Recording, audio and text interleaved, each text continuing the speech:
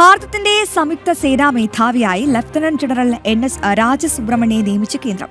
നിലവിലെ സംയുക്ത സേനാ മേധാവി ജനറൽ അനിൽ ചൌഹാൻ വിരമിക്കുന്ന ഒഴിവിലേക്കാണ് നിയമനം. വൈസ് അഡ്മിറൽ കൃഷ്ണസ്വാമിനാഥനെ പുതിയ നാവികസേനാ മേധാവിയായി നിയമിക്കും.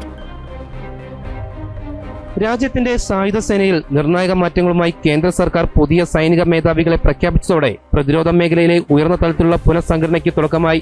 ഇന്ത്യയുടെ അടുത്ത ചീഫ് ഓഫ് ഡിഫൻസ് സ്റ്റാഫായി ലഫ്റ്റനന്റ് ജനറൽ NS രാജസുബ്രഹ്മണ്യയെ കേന്ദ്ര സർക്കാർ നിയമിച്ചു.